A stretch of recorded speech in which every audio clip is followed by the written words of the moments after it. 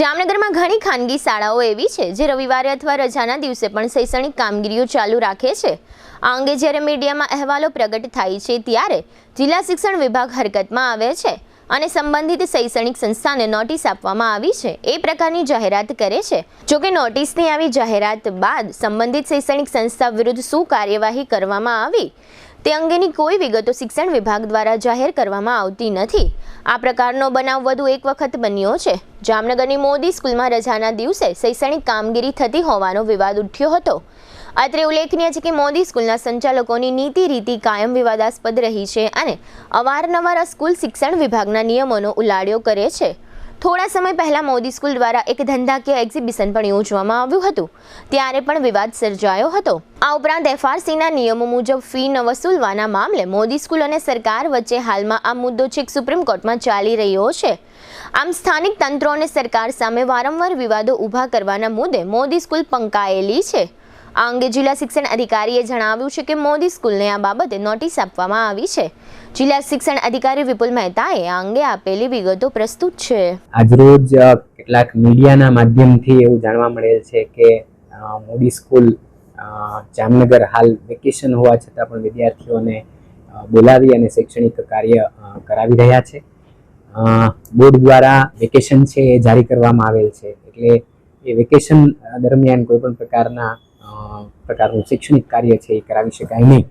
Even જાહેર રજાના દિવસોમાં કે રવિવારના દિવસોમાં પણ કોઈ પણ પ્રકારનું શૈક્ષણિક કાર્ય કરાવી શકાતું નથી।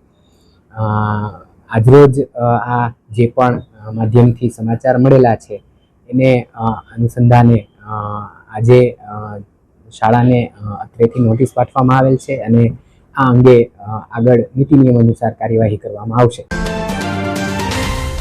જામનગર મહાનગરપાલિકા નાણાકીય વર્ષ 2025-26નો આપનો વેરો એડવાન્સ ભરપાઈ કરો અને મેળવો 10% થી 25% સુધીની રિબેટ।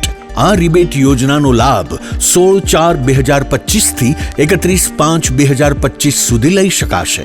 આ યોજનામાં સામાન્ય કરદાતાઓને 10% રિબેટ, સિનિયર સિટીઝન, શારીરિક ખોટખાપણવાળા, BPL કાર્ડ ધારક અને વિધવા કરદાતાઓને 15% રિબેટ, માજી સૈનિકોને, સ્વાતંત્ર્ય સેનાનીઓ, શહીદોની વિધવાઓ, અનાથાશ્રમ, વૃદ્ધાશ્રમ, અપંગાશ્રમ અને અંધાશ્રમને 25% રિબેટ, રહેણાંક બિન રહેણાંક મકાનોમાં સોલાર સિસ્ટમ તારીખ 31/3/2025 પહેલા ઇન્સ્ટોલ કરેલ હોય તેવા કરદાતાઓને રેગ્યુલર ઉપરાંત વધારાનું 5% રિબેટ એક વખત, સતત 3 વર્ષ સુધી એડવાન્સ ટેક્સ ભરનારને 2% વધુ રિબેટનો લાભ, ઓનલાઈન વેરો ભરપાઈ કરનાર કરદાતાને 2% ડિસ્કાઉન્ટ, વધુમાં વધુ ₹250 આપના મોબાઈલના પ્લે સ્ટોર તથા એપ સ્ટોરમાંથી JMC કનેક્ટ એપ ડાઉનલોડ કરી પ્રોપર્ટી ટેક્સ ઓનલાઈન ભરવાની સાથે દરેક સર્વિસનો લાભ લઈ શકો છો।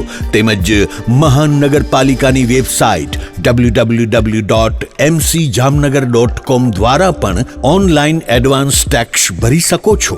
હાઉસ ટેક્સ અને વોટર ચાર્જની રકમ ભરવા માટે અહીં આપેલી જગ્યાઓ ઉપર સ્વીકારાશે। મહાનગરપાલિકાના મુખ્ય કેશ કલેક્શન વિભાગ, ત્રણેય સિટી સિવિક સેન્ટરો જેમાં શરૂ સેક્શન, રણજીતનગર તથા ગુલાબનગર તેમજ HDFC bank, Nawanagar cooperative bank, IDBI bank તથા કોટક મહિન્દ્રા બેંકની તમામ શાખાઓમાં અને મોબાઈલ ટેક્સ કલેક્શન વેન દ્વારા જાહેર જનતાને આ રિબેટનો લાભ લેવા મહાનગરપાલિકા દ્વારા અનુરોધ કરવામાં આવ્યો છે। આ રિબેટ યોજનાની છેલ્લી તારીખ 31/5/2025 નોંધી લેશો। ધન્યવાદ।